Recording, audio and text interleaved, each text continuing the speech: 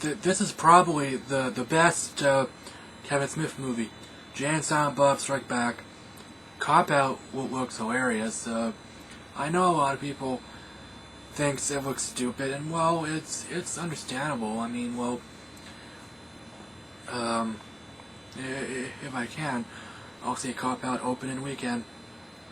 Open at night? Nope, can't make it. But that's fine. It'll be packed anyway. I wouldn't be surprised if Cop Out will become my favorite Smith movie. Here's a plot for Jay and Bob. The lovable stoners, drug dealers, they realize that Miramax will be making a film adaptation of Batman and Chronic, two comic book characters based on them.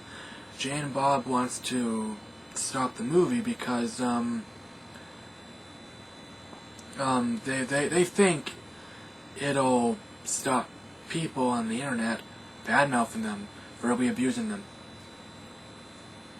Yeah, Jay isn't very smart. Well,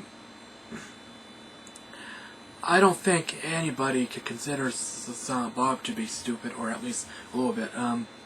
We all know he's a wise character. Plus, Jay's the leader, and he talks a lot. Bob, well, he hardly talks, but he does deliver a moderate speech by the end of the movie, and he talks to Jay in another scene. He gets mad at him. That's a hilarious scene. So yeah, this movie is good. It's hilarious. It's not very smart, but it's not supposed to be. It's just supposed to be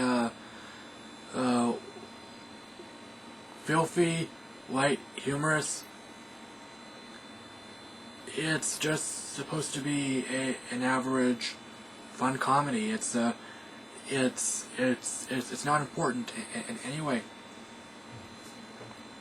Well, maybe in one way. That movie was meant to be the final one with Jay and Bob. Kevin Smith felt that Jay and Bob were close to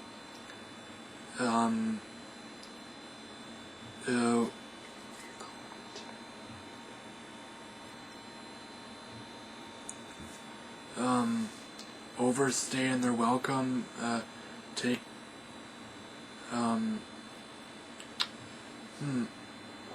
I don't remember the correct phrase. Well, the first word. Oh well. Okay, well, overstay their welcome. Well, okay. Well, I'll go with that.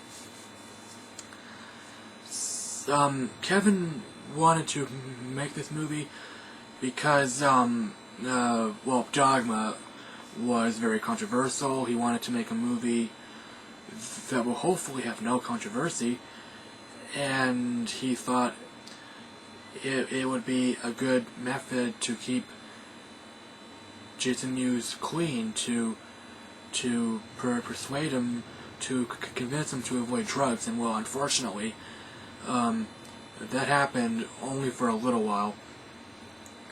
When the movie was done shooting, Jason turned back to drugs. He finally became clean and sober in 2003. His drug abuse is the primary reason why he couldn't do Jersey Girl, which is a decent movie. So, Jay and Bob, it's definitely worth seeing, and it was also nice that they came back for another movie. I will welcome Clerks 3, but it's not necessary. Let's see.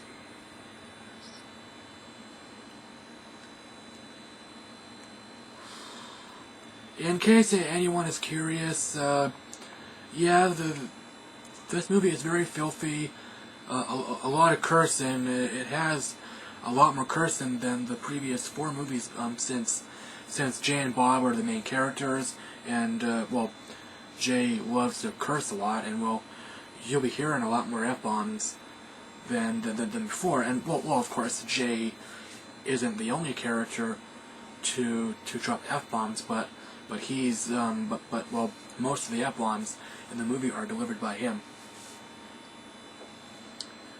So, yeah, this movie is good, but it doesn't need a sequel. It's good on its own. You could consider Clerks 2 a sequel or a quasi-sequel to Jay and Bob, since in Clerks 2, Jay and Bob are no longer stoners, and something regarding money is discussed in Clerks 2. I'm not going to spoil it, okay? Anyway, thank you for watching. Please subscribe. Good night.